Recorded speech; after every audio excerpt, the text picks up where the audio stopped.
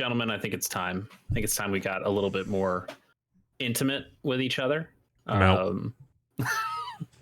I think it's time for us to learn each other's porn names. You guys ever do this when you're in school or something? Yes. So for those who are not acquainted with what is your porn name? I can already tell you what mine is. I'm sure, so long as the rules are the same. The rules of what your porn name are the name of your first pet and your childhood road. The road of your childhood home. I am Floyd Western. It's not bad. It's not bad. Bobby? Thank you. They call me Bell Edgewood. Bill? Bell Edgewood. Bell. Like what did you name a cat? Bill? What the fuck? Bell. Okay, Bell Edgewood. That's God. I mean, the last name. Just anything you put on the Edging, Woody. I lived on an Edgewood. It wasn't. It wasn't when I was a kid. It was during college. But that's cool. That's cool. Yeah. I'm a Frisco branch. You know, Frisco branch. Yeah. I think that implies something that I'm not. Bobby's I'm not necessarily trying to. Never imply. had an issue in his life. Bell Edgewood's had plenty. That's great. That's great. Welcome everybody to the Casual Hour. It's a deep dive, which means I host this time. Bell Edgewood always goes deep. I'm Chase Kennedy, also known as Frisco Branch. That's Bell Edgewood over there, sometimes called Bobby Peas, and it was something Western. Floyd Western. Floyd Western, also known as Can't Johnny wait to get railed by Floyd Western. Shit. Western specifically sounds like an 80s male porn star. Like he just had the biggest mustache. He definitely had some. That's great. I had forgotten when I was trying to come up with our cold open. I was thinking like, oh, like the quizzes that you took, and I was like, oh, wasn't there like, what's your Wu-Tang name? And there is like a Wu-Tang name generator. There is. I had mine saved, but I don't remember what it was. But then I was like, wait a minute, no. I'm thinking of your porn name. So I'm glad we're able to do that. That was very fun. Like I said, this is a deep dive episode, and I'm the one hosting. Yes. So I'm the I think it's generally considered that my deep dives are the best. So I don't know. I've had some really good ones. Yes, I think we've all had some solid ones, especially when Johnny steals my ideas and does them back to me. Well, he has to show up for you to It's a good point. That's a solid point. So we will be playing a little game later in the show, but we've also just played some games, and I think we should probably talk about. Should we let Johnny get out of the way since he's been gone? Johnny, you've been gone for about 12 months. So what have you been playing in the last year? Man, not as much as you'd think. I didn't think you played any games. I was on vacation. Shock me. I went to the Grand Canyon and the Petrified Forest, and then I came home. And I got really sick with a double ear and sinus infection that I'm still not over completely. Did you get the bends from coming up out of the Grand Canyon too fast? You're thinking of scuba diving. I'm thinking low elevation to high elevation, baby. Or a Radiohead album by that same name. Yeah. So I played quite a bit of Starfield, which Bobby and I are going to talk about tomorrow. Okay. And without then me, that sounds smart. You, that's a good call. The other thing that I've been putting time into, besides that and Baldur's Gate 3, is Lies of P. Okay. Hell yeah. I do just a programming note, since you did say you're going to talk about it tomorrow. That is tomorrow as of when we're recording now. That episode actually comes out a week after this one if you're listening to the episodes on Fridays. So just thank you. Johnny's a little new to this. He's trying to get his sea legs back. This is my first time doing the podcast. So we'll forgive him this one time. So you've been playing Lies of P. This is the new Soulsborne game, except Pinocchio. Yeah. This thing says Dark Souls, like big nose. It's like if Chalamet was Pinocchio. Yeah, it's I'm trying. Pokemon's fucking Pokemon, but Pinocchio's fucking hot.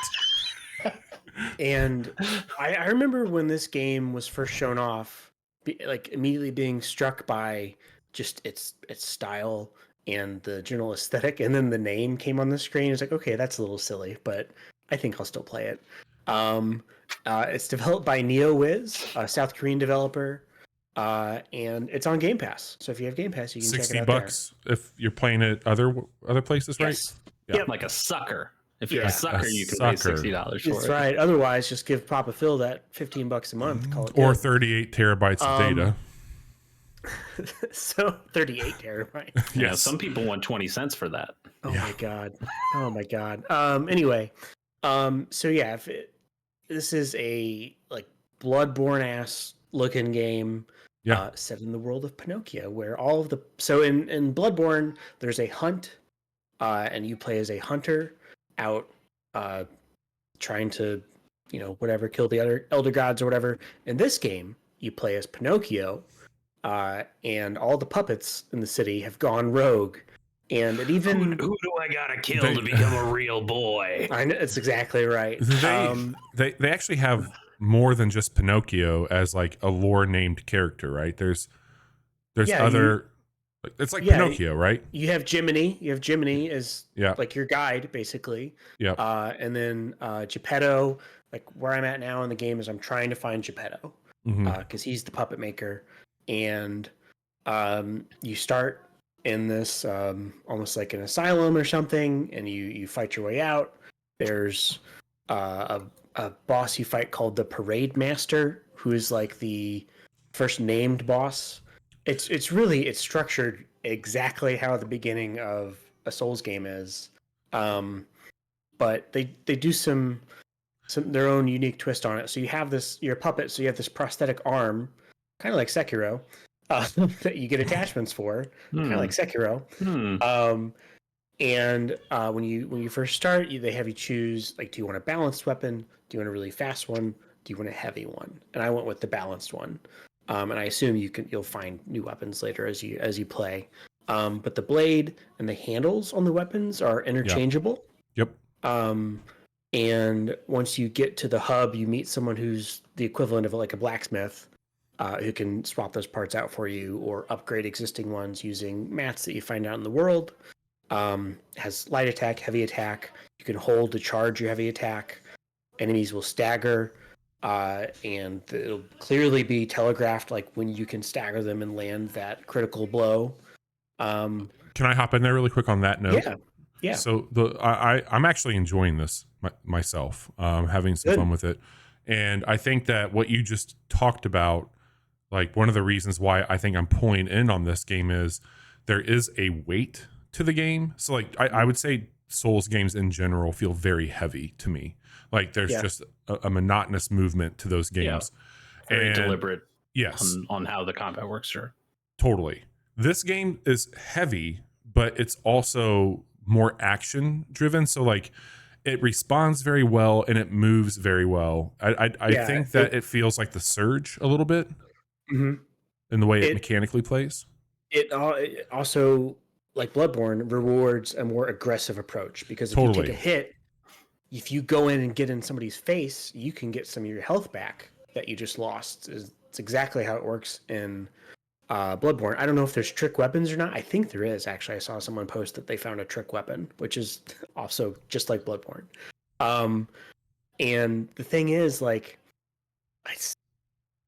it's clearly, aping on that, but it feels distinct also, I think, from what I've played so far. Like, one of the cooler mechanics that they do also on that is the breaking of weapons. I mean, this might be in a Souls game. I don't know, but this has timed blocks, which is really cool.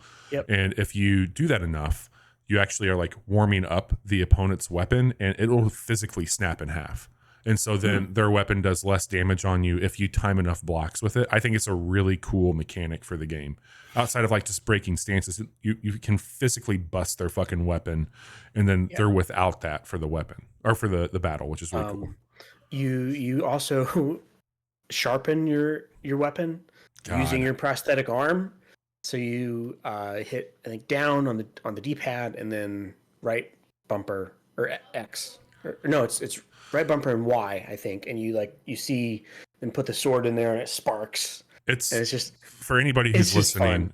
You like in the pit of your arm, you put the blade in, and so it's just a really badass, because like people are not sprinting all the time, they'll move quicker towards you, but you'll start to go into like a slow saunter while you're holding your arm up, sharpening a sword, and sparks are flying off as they're coming at you. It's just a really fucking cool. It's like halfway between a functional sharpening and a taunt, in my opinion. Like it feels like you're taunting when you do it. Yeah, it sounds like they should add that into Monster Hunter. Is what it would be. I would love to have that. You know what? They let me sharpen on the back of my Palamute, so I'll take it. Shit, I lost my train of thought. No, it's good. Pinocchio. How is the story stuff? I mean, you mentioned there's Geppetto and I'm not far enough in. It's told in that same style as a FromSoft game, where it's very like, you're looking for contextual clues in the world, and I don't know about you, Bobby. I don't know how far you are, but I don't think I fought a human yet. Like I think they're all puppets. It's like the puppets. It feels it's like animatronic in the same vein as like a BioShock Infinite, or like it's got like very steampunk, very old, like early fake science or fake magic. It's this like gothic type city, but also like there's electricity. You get oil instead of blood all over you when you kill people. Yeah, it's cool. It's really cool. It's pretty cool. It's good. And there's also like they're also borrowing a bit from like Asimov, because when you get to the hotel, you can talk to this receptionist at the hotel, which is like the hub. It's like the not like it is the hub world in the game. And they go over the 4 rules that puppets have to obey. It's like they can't harm humans.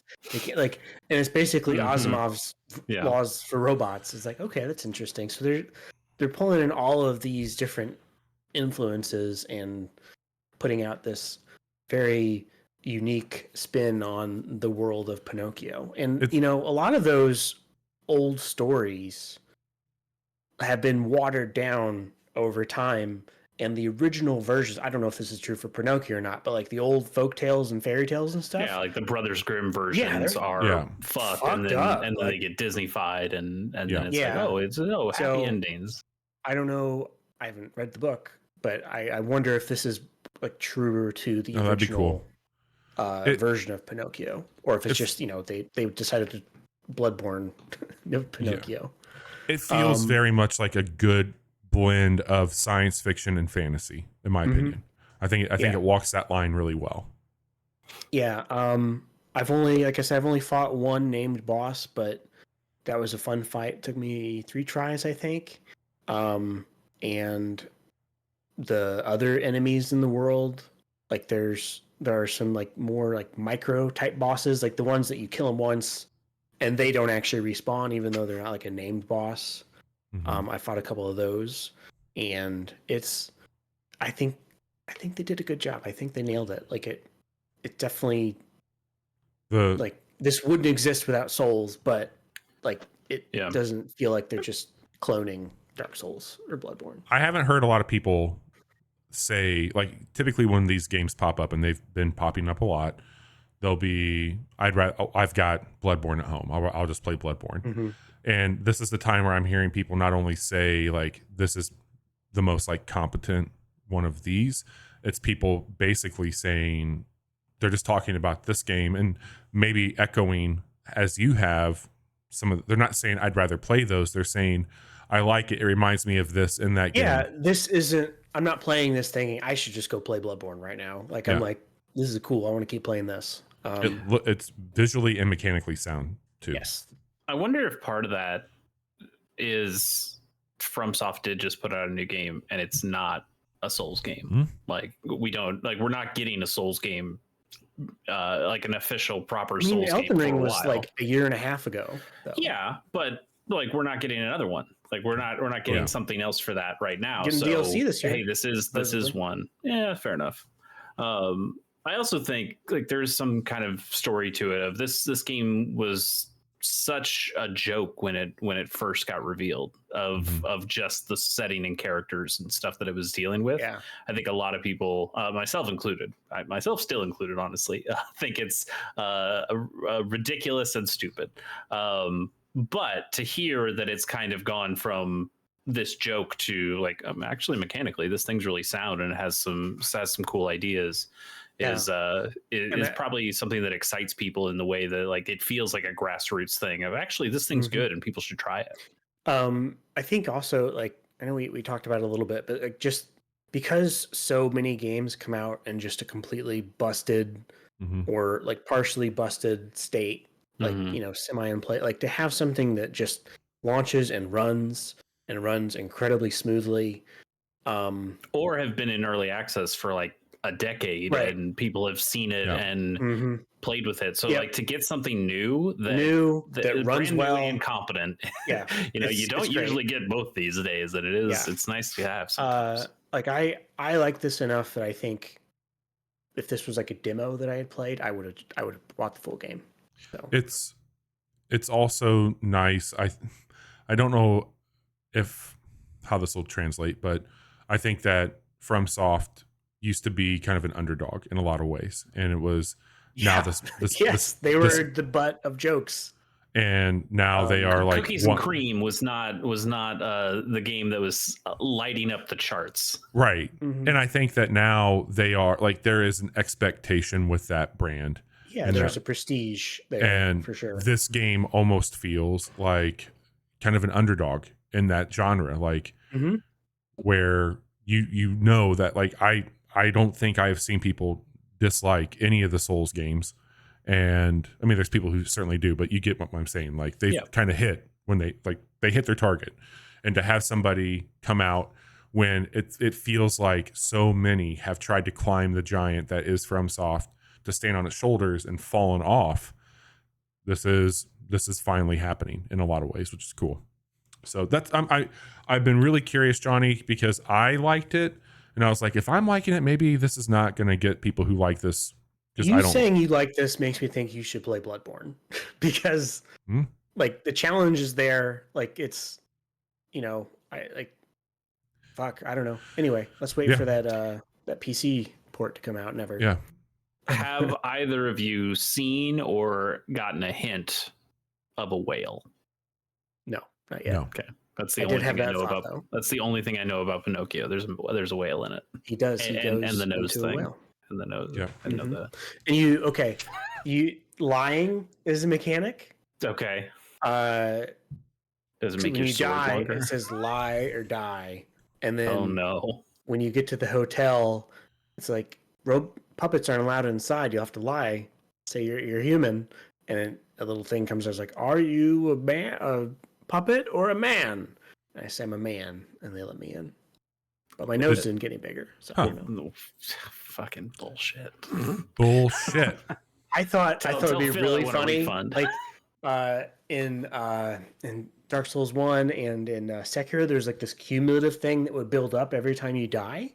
And I thought it'd be really funny if, like, after you died like 1,000 times or something, Pinocchio's nose just like that'd be great. It's like that one mod for Resident Evil. Was that where like anytime she looked at you, her hat got bigger. Yeah, anytime you turn around and looked at her again, her hat would just running get a little bigger. That would. I was thinking the exact same thing. Oh man, yeah. That's Liza P. Very cool, man. Nice. All right, I know that you guys don't want to hear this, but I got another must play for the year, and damn it, Bobby, I don't want to play any more games this year. This is a game called Chants of Sennaar. It came out on September 5th. Rundisk made this. It's put out by Focus Entertainment. I know it's on PC. I think it's on pretty much everything. I'm pretty sure. I think that's right. It is. How much is this? There's a demo for it. It's $20 otherwise. This game is absolutely stunning from a visual standpoint. It's gorgeous. Oh, it's one of the prettiest games I've seen in a while. We showed it off in the September preview, and we mentioned I think the obvious one you look at is like, oh, it kind of has like a Sable look to it.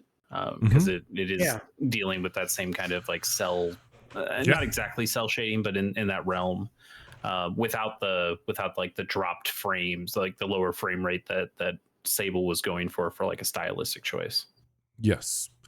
On paper, there's a lot of discovery happening in this. One, like what the fuck's going on in this village or this community that you're part of, and two, literal language. And most of the game is you working out of a journal that you have where you first encounter an area and there are glyphs, and it's basically like, what the fuck do these glyphs mean? Like, how do I interact with them?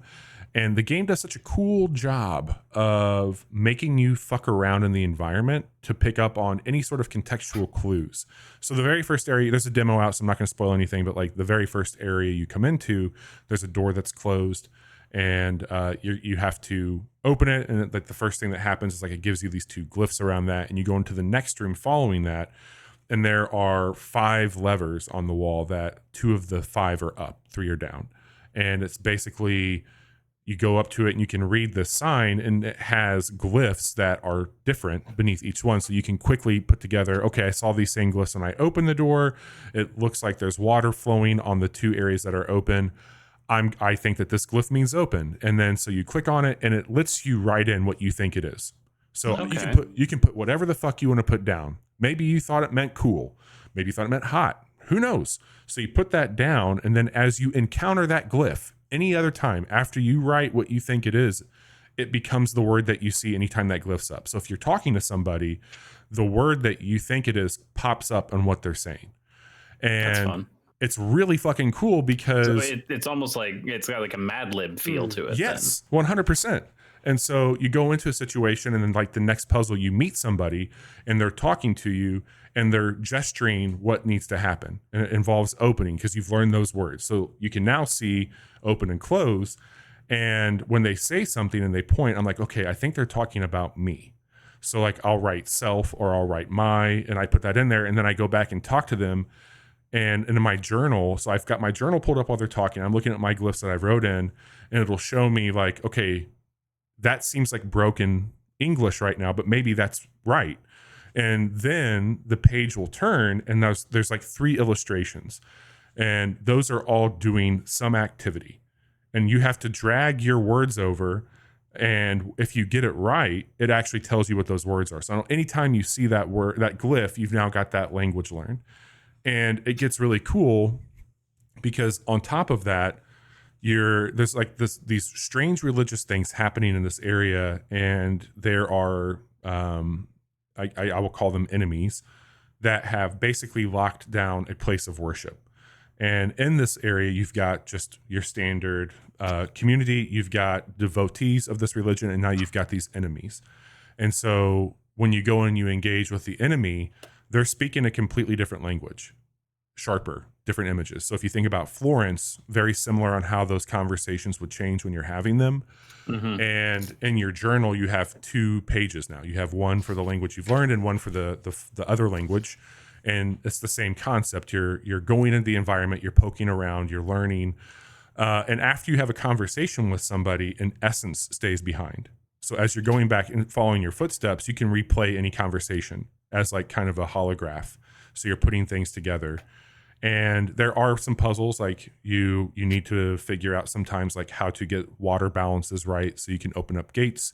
Like we saw some of that in the preview, like that was in the trailers, and I remember commenting that that looked lame, or that looked like the stuff that we've seen in a billion games before. Like, oh wow, raising and lowering water levels, how fun! But to hear you talk about it within the context of what else is going on, and how actually yesterday you were telling me a little bit about this game, and then you just kind of offhandedly said, like, I know I haven't played Oberdin, and I'm like, well, yeah, you should play Oberdin, but also, like, how do those come together? Because I don't think you mentioned the stuff about the words exactly. Yeah. And now that you're talking about it and talking about how you come up with a word and how they fit into places, now I'm like, that's what he meant, but he hadn't played Oberdin. It's that, and then it's the other one, the Curse of the Golden Idol, that you and I played. There's a lot of that here too. That area that you and I thought looked lame in the trailer, it's such a really smart onboarding because you just come from learning to open and close, and now there's a person on the other side of these gates that you physically can't get to, and they're trying to talk to you by open close using these gestures and pointing to you. So it's like, we're going to force you to learn how to engage with this language, and you have to lower water levels to let that person cross, and then they're teaching you about self, and then okay, you move, I move, and it's like very cave, like okay, just like that. Yeah. Just like that. Very nice. Ludicrous taught you well. Very good. There was one area where you had to do a little stealth action, and I haven't figured them out yet because I haven't learned all the languages, but I have encountered some technology that looks almost like a black market vendor to learn words, and it's really neat. It also works as kind of like No Man's Sky. Like you can pick up some of these words from like the statues or whatever, or you can just like talk to an alien and figure something out. This is it's just such a fucking, like, we're talking about these other games. It looks like it's Switch and PC only. Sorry about that, everybody. It's Switch and PC only. On the Switch, though, so Jace can play it. I knew I could play it. Yeah, I knew it was on the Switch. Did you pick up MK1 yet? I have not. I was going to pick up MK1 anyway. I hear that is the definitive version of the game. You know what? I would say it is the MK1 lulls. Yes, yeah. I think you should pick up that version. Oh my god! If I ever find a copy of that for like $10, I would probably buy it because man. Yeah. God. Well, it's 70, unfortunately. Chants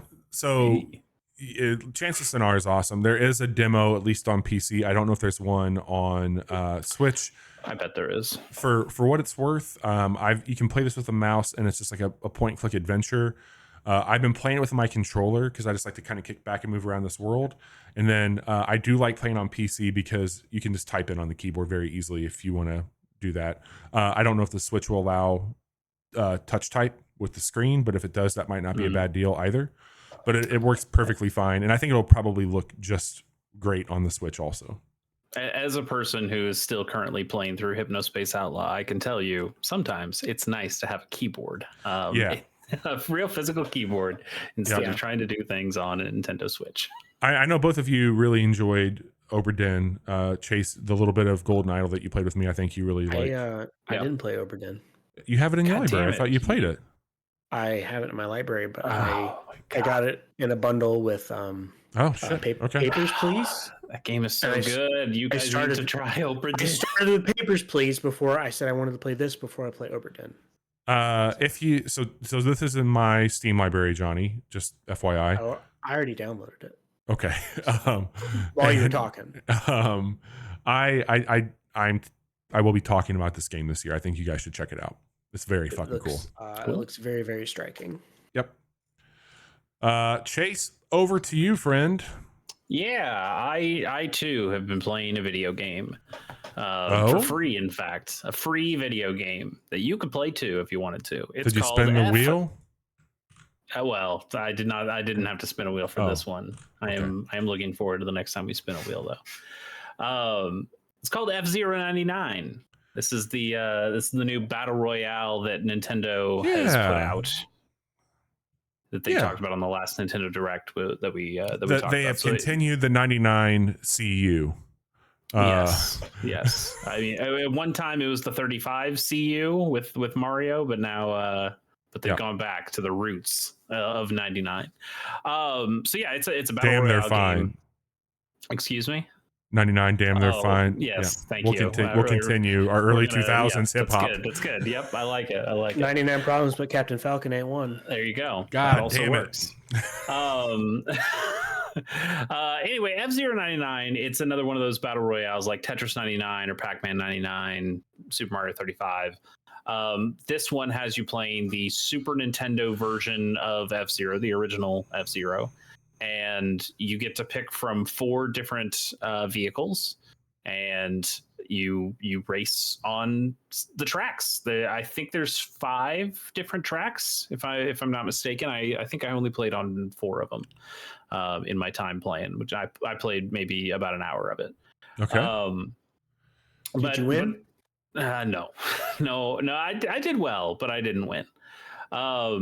So what happens is it's a little bit like I think Burnout Paradise. I can't remember which one, but like it's in a lot of racing games where you just keep racing and then they cut off people in the back at some point until you end up with a winner. So they kind of have two different modes here. One of them is the regular mode. You just jump in, you get a bunch of players and 98 other ones, in fact.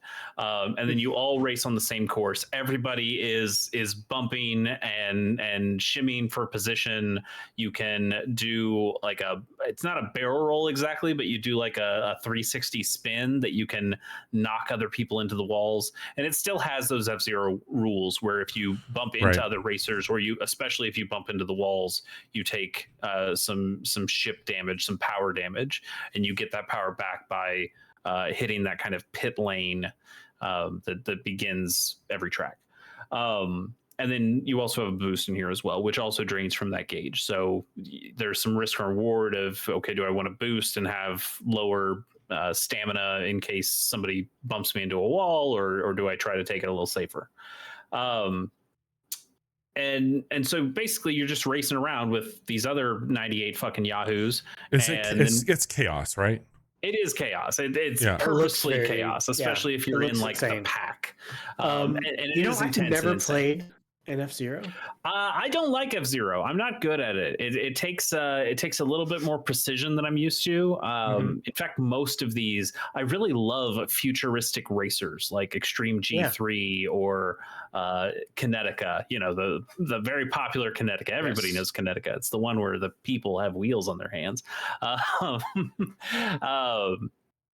But I'm terrible at almost all of them. Wipeout's another one. Like that's a very popular one. And I'm terrible at all of them because they generally want like really precise movement, and the AI is usually really hard. And F-Zero, I remember being like that as well. I played it at a friend's place a couple times. This though, because you're playing against a bunch of other normal people, and you have the inherent chaotic randomness that comes with 99 people racing all at once, you just kind of have a good time, and you just kind of run around and see how well you get. My goal is usually just to get in the top 50. If I can make it to the top 50, is like, okay, that was a pretty good race. I think my highest finish so far has been 18, something like that. Not bad. Okay, that's not bad at all for somebody who doesn't like it. Yeah, I did okay. I'm not saying I don't like it. I didn't like the original Zero. This is fun. It's also free, so that's helping out a lot too. So that's one mode. You just go in, you play the 99 mode, and then they also have this kind of rotating thing. I think Tetris 99 had something similar, where it was like we're doing like a special event, and it's on a timer. So this one, it was like, I guess every half hour, and this was over a weekend, so maybe it's just a weekend thing they do. But every half hour they would have a bigger race that you had to pay tickets to get into, and you earn tickets by playing the regular races. Okay. And so you put in your 3 tickets or whatever, and now you're into this big tournament style thing where it goes, okay, we've got our 99 players. We're doing one race, and we're only taking the top 80. If you're not in the top 80, you're out. And then, okay, that was the first race. Now we're taking the 80 remaining players and we're putting you in another one. If you're not in the top 60, you're out. And so you just keep going until you get to the end there. I got through 4 of the 5 races. I made it to the last 25, I think. And then, or last 30, that was it. And then I lost out right before the final race.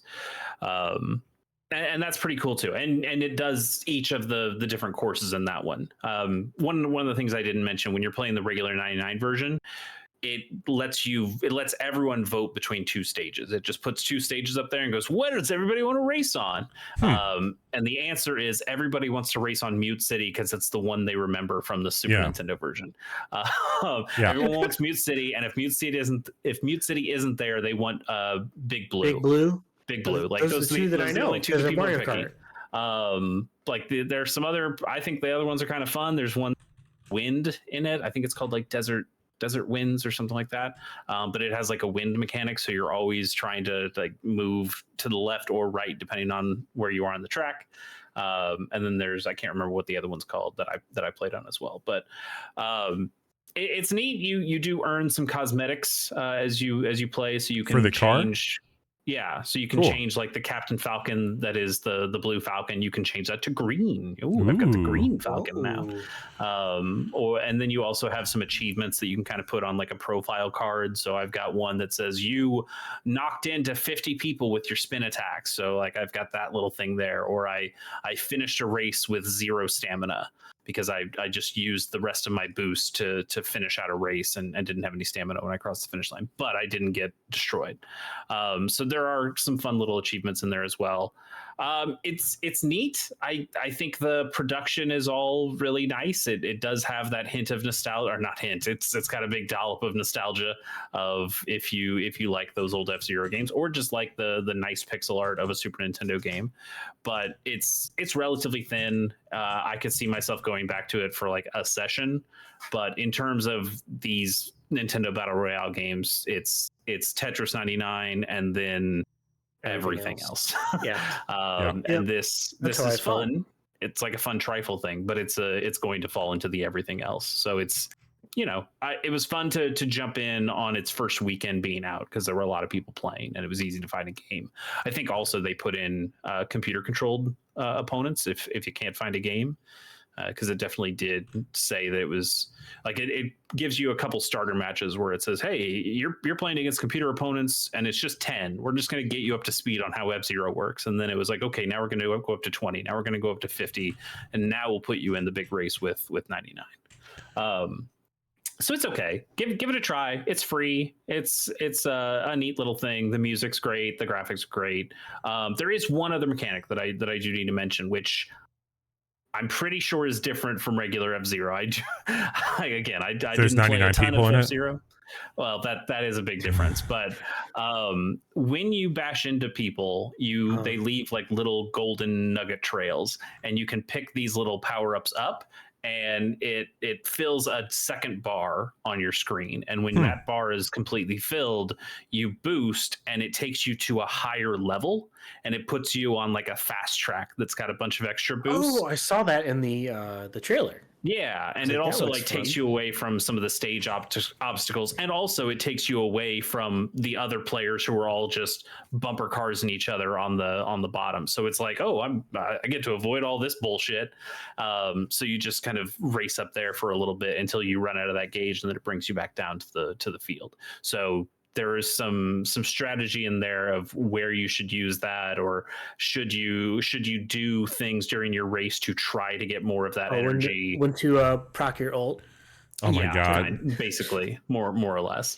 So again, it's neat, but it's free. It's a fun little thing. I would try it now while people are still playing it. Is this available on the low tier of Nintendo Switch Online? That's a good question. Maybe. I think it is. I think the other 99 games have been. Check. I'm pretty sure. Yeah, I think this is in line with what the other 99 games have been. Cool.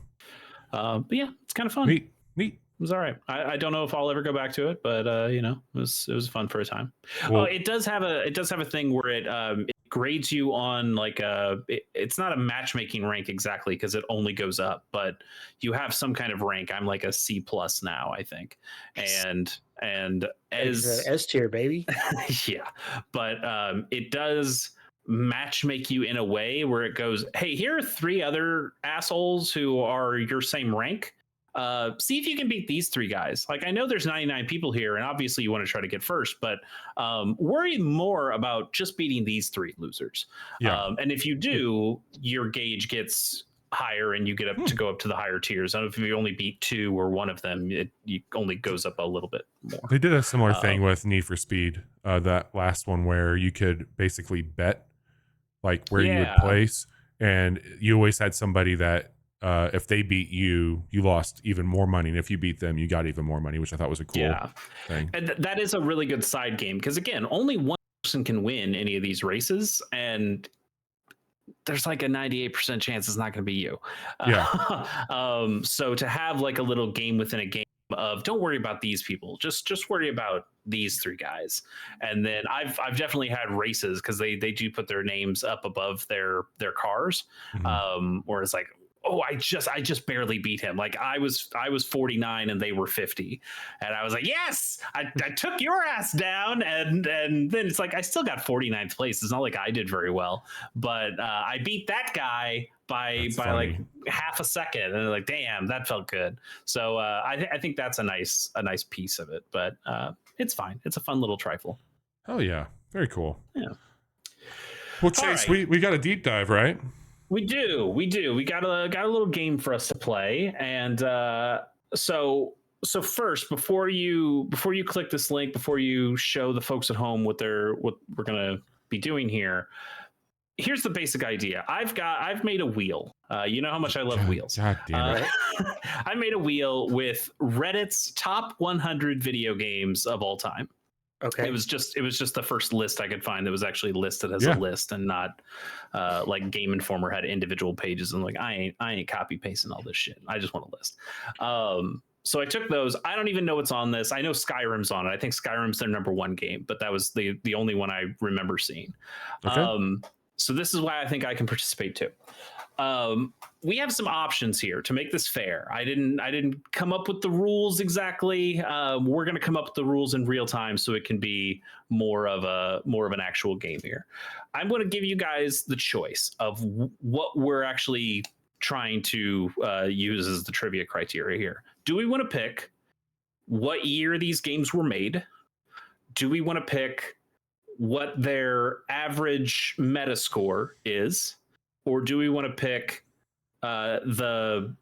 let's say the middle tier, the completion plus extra time for how long to beat? What would you guys like to do? Metacritic.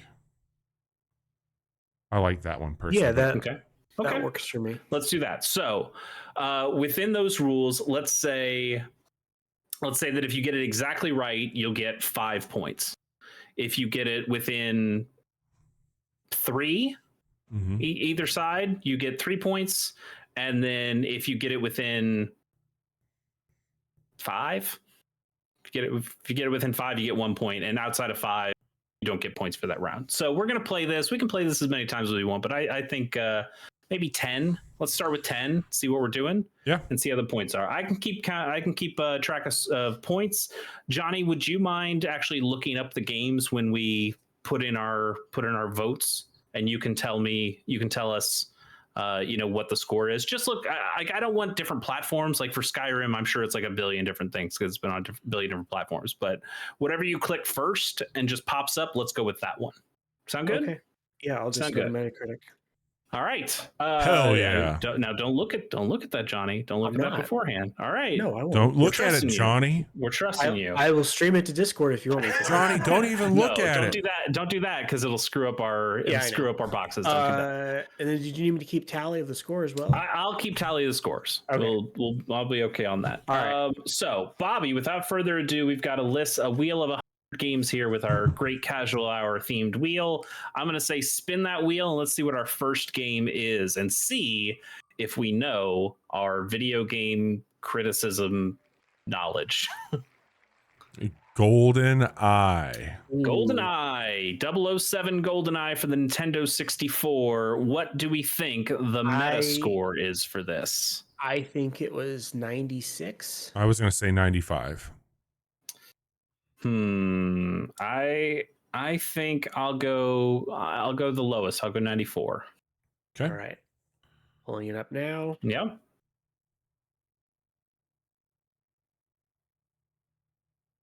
Riveting. 96. 96. Damn. All right. So that means Johnny. Of course he got it right. He has it pulled up right there in front of him. Yeah, I know. Cheater. Right. Johnny gets 5 points. And then Bobby, you and I both get 3 points. Okay. Together we're more than Johnny. Wonderful. That's true. That's what I've always said. All right. I think GoldenEye automatically. What? I think GoldenEye automatically gets cut from the wheel when you spin again. I mean, we'll see. But spin that wheel again. Let's see what our next one is. This is fun. Shadow of Colossus. Ooh, Shadow of Colossus. All right. I think it's 92. I think that's a 94. Yeah, I'm thinking this one's even higher. I'm gonna say I'll say 95. Okay. All right. 95, 94, 92. And Johnny, what do we got here? These artsy fartsy fucks, they're gonna love it. Those weebs. That's the 20. Yeah, we do want the PS2 version. Now that is probably important to say. Yes. Scooch over here a little bit. Johnny, ever done this before? Yeah, I'm trying to find it. There's the collection. Where's just the game? I could just do it if you want me to. Fuck it, I'll do it myself.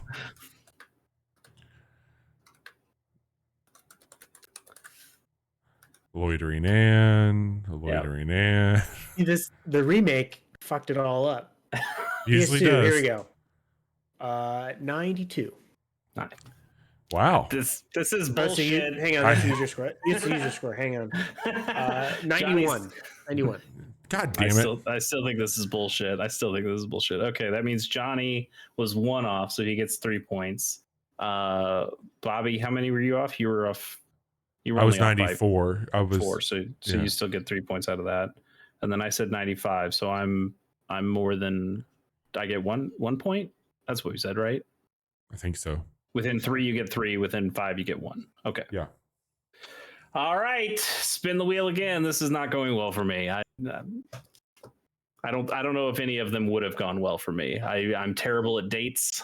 The How Long to Beat, I think, would have been. Also, I have to click remove, so GoldenEye is still on this list. Okay.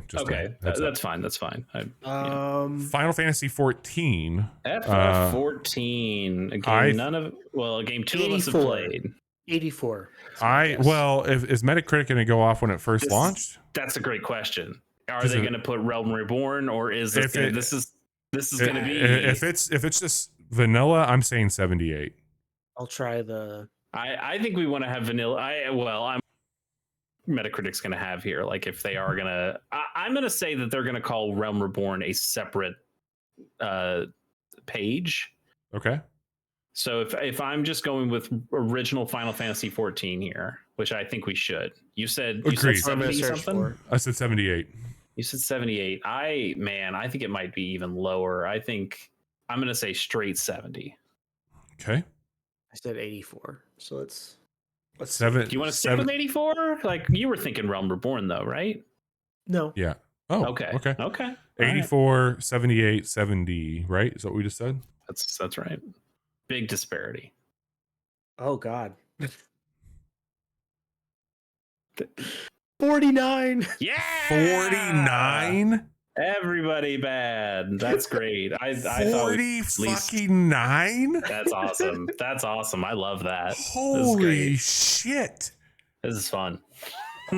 Holy shit. That's incredible.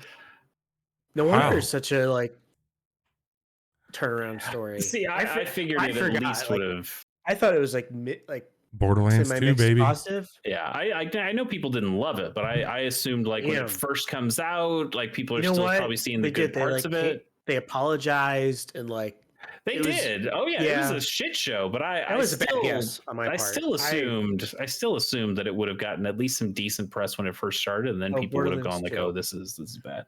I think it's 84. 88.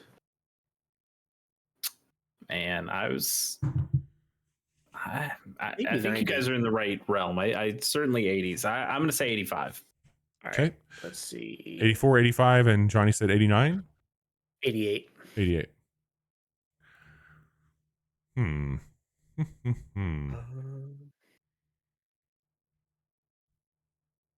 By the way, none of us got points for the last one. I don't know if you did. We should just officially say that. 89. Wow. 89. Look at this motherfucking cheater over here. Check out the big brains on Brad. All right. So I get 1 point and Bobby gets 0 points for that. Guys, look, Does he look like a bitch? I maybe have looked at that list a lot. over the years. Yeah, but like you didn't know what the meta scores were. Fucking Rain Man over here knows exactly what it is. Yeah. Definitely 89. Definitely 89. To be fair, he was off by 1 on that one. So. What is Wapner on? yeah, definitely 89. Definitely 89. All right, Bobby, that was our 4th game. Let's see what our 5th game that we're gonna be deciding here is. I've got a lot of work to do to come back. Cyberpunk 2077. Oh, man, how is this possibly on Reddit's? I mean, I know it's on Reddit's list because Reddit is insane. I'm saying 71. It was higher than that. You think so? No, I know for a fact that it is. It's like surprise. IGN gave it a 9. It got some really good scores from publications. I'm not buying. I'm gonna say 80. I don't think any of those scores were from PlayStation. Well, no, they couldn't buy it. Yeah. It was an Xbox exclusive for a while. Oh no, we could buy it, baby. Yeah. I'm living proof you can buy it. Chase knows. Dude, for a little bit. So what are you saying, Johnny? I'll say 85. 85, 80. Bobby, would you say 70 something? 71. 71. Okay. Somebody's going to be wrong. 86. Shit. All right. So Johnny gets, you said 85? Yeah. God damn it, Johnny. Halo Combat Evolved 3. That was PC. That was the top result. The consoles, Xbox One and PS4, it was 61 and 57 respectively. Damn. Okay, that sounds a little better. Yeah, we'll take the PC version here though. Halo 3, baby. Hang on. Whoa. This is Halo Combat 3. Yeah. Reddit. Called by its actual name. Is it Halo 3 or is it Halo Combat Evolved? I think Halo 3. It's Halo 3. Halo Combat Evolved is the first game. Yeah. Yes, but it was never called Halo Combat Evolved 3. That's not. No, it wasn't. It was Halo 3. I fucking hate Reddit, man. Oh my god. I think this is like a 90. 97. I would say it's probably closer to like a 94, I bet. 93, 94. It's 94. I'm gonna say 90. Wait, would you? I said 90. I said 94. I don't think this was better on a review than Halo 2. I don't think, or maybe it was. I can't remember. Halo 2 had about that people really did not like the cliffhanger. I'm gonna say 93. All right. 93, 94, and then Johnny said whatever the answer is going to be. 97. So. Okay, sure. Said I'll throw a football over 94. Well, shit. Hey, Bobby with the big 5-pointer. Nicely done. Chase with 3 points. Johnny with 1. I thought one of them had a 97. Probably Halo. 2. Halo did. Okay. Yeah. Okay. All right. Halo Combat Evolved. Halo Combat Evolved 2. Yeah. Halo 2 has a 95. Electric Boogaloo. I prefer Halo ODST 3. I'm sorry, Halo Combat Evolved T3. I'm gonna say 94. For BioShock? 92 for me. I'm gonna go 96. For BioShock. Yeah, people do like that BioShock. 96. God damn.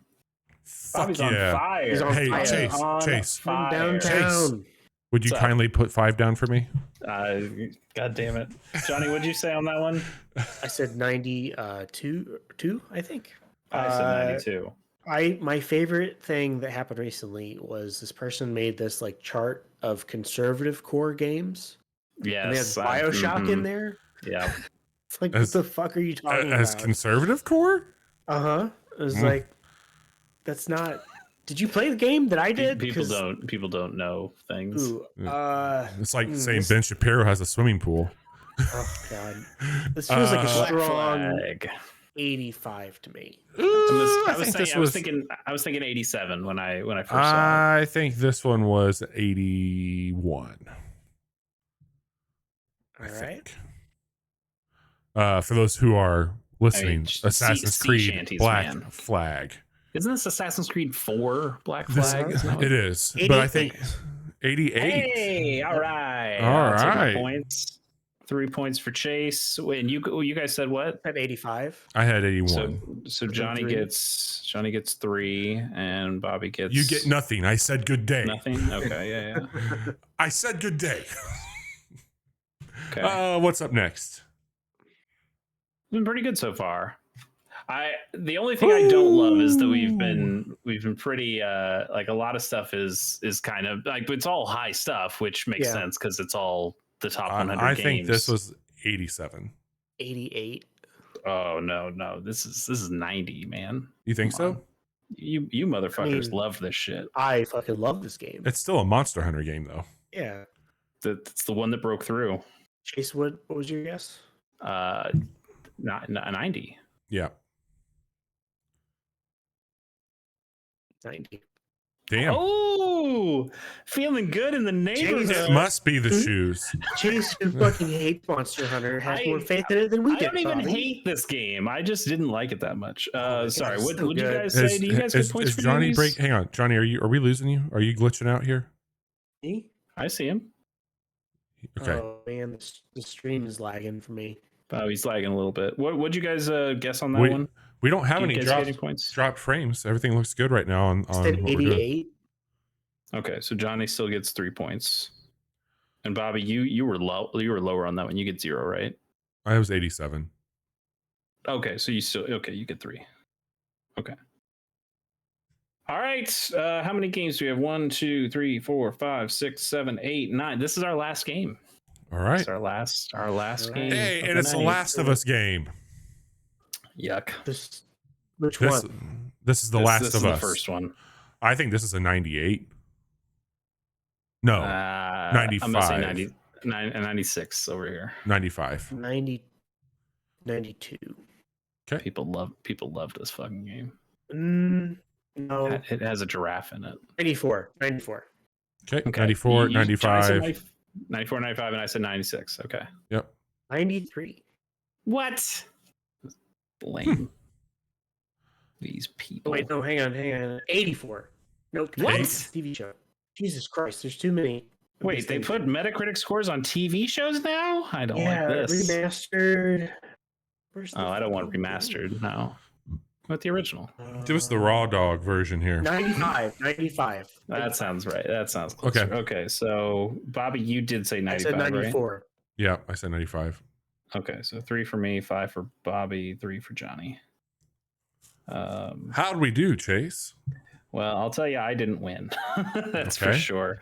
Let's count it up. I had 3, 4, 5, 8, 9, 10, 11, 12, 17, and I ended up with a 20 on the dot. Okay. Bobby, you had, 6, 16, 19, 24 for Bobby. Okay. And Johnny, let's see here, 8, 11, 14, 15, 16, 19, 22, 25 for Johnny. Johnny wins the game. Hell yeah. Congratulations, Johnny. This is cool. That was pretty good. We should keep that list somewhere. Yeah, we can do that. We've got the list. Maybe we'll play this game again and do one of the other criteria that we plenty of stuff there. I think, now that I think about it, maybe I shouldn't have put score as an option. I mean, I'm fine that we picked it, but I think we would have gotten a lot more variance if it was something like time to beat, a different thing. Yeah, like time to beat for something like Final Fantasy 14 versus Last of Us would have been very different. But yeah, that was fun. Thank you guys for joining me for this little game here. Truth be told, I just needed something kind of fun and fast for us to do. And I remembered how much fun we had the last time I brought a game to the deep dive. Let me tell you something, Chase. So I thought it would be a great idea to bring that back. Belle Edgewood loves it fun and fast. That's true. Belle Edgewood was very into this game. Oh my god. Hey, we've got a fun-filled weird week. We have an episode being recorded tonight, and Johnny and I will be live without Chase tomorrow on Wednesday. If you're listening to this, that means the episode that you would normally watch live or didn't watch live will be available the following Friday that you're listening to this one. So we are going to be. Or if you're listening to this and you're like, "Damn, I need to see that now." I think the Twitch archive will end up being up, so you could if you want to watch it a week early, or you could wait and listen to it a week later. You could do, you know what? Do whatever the fuck you want. Watch it on Wednesday of next week. Listen to it on Friday next week. Yeah, there you go. Perfect. So like I do for every show. We're going to be not live for most of next week. I will be traveling. So no Casual Mondays next week, no live recording next week for the show, but we'll have the episode posted on Friday, and we'll be live for Baldur's Gate Friday night. This week, however, we've got 2 episodes that you can watch live right here on Twitch. We've got a quick look up today for, you want those games, right? So here you go. Now let's see you go. Oh, let's see you clear them. Yes. Perfect. That's it. Well done, Bobby. That is Did live. You do that from memory? Yes. Watch it where you can. And then Thursday we'll have Starfield up, and then on Friday we're gonna check out Payday 3 for the first time and see, like, it's my first Payday game, Johnny's first Payday, Baby's first Payday. We'll be playing it on Payday. So come hang out, check out, watch that, and in the meantime, Chase, what do you have to fill in around all the fun we're having so far? Nothing. No more fun. Pilot program's still on hiatus as the writer's strike and now actors strike, and lots of people are striking. Auto workers are striking now, so I guess the Johnny's Bobby, been on strike.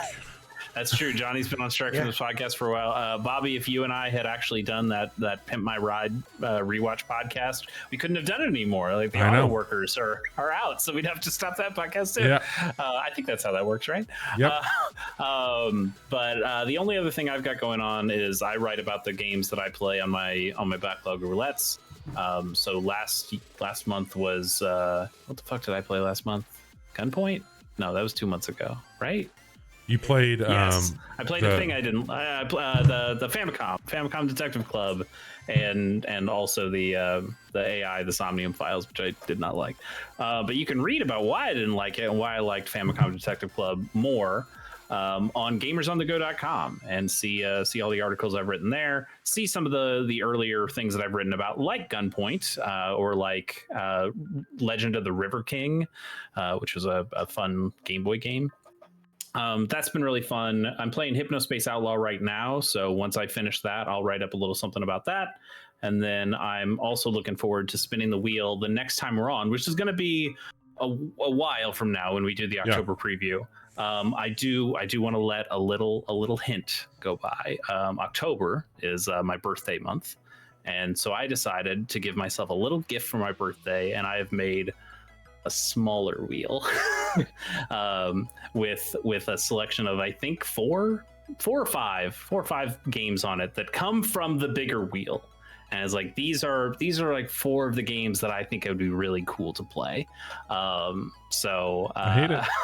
I hate it. So we'll see what's on there. I can tell you, I know A Link to the Past is on there, a game that I have played but not finished. Yoshi's Island is on there, a game that you're giving away finished. All of the good stuff. I know. A game I've almost finished but didn't quite and feel really bad about, so I do want to go and finish that. I believe Fire Emblem is on there somewhere, like a Fire Emblem that I can pick from. I don't remember what the other ones are. We'll figure it out. I think Doom might be on there. I should just fucking play some Doom. Yeah. So come and see the October preview episode when it happens. That's going to be early October, right? Like October 4th or something. First Wednesday of October. Yeah. So come join us there. See what gets picked on the wheel, and by that time, I'll something about Hypnospace Outlaw, which has been really wild and fun.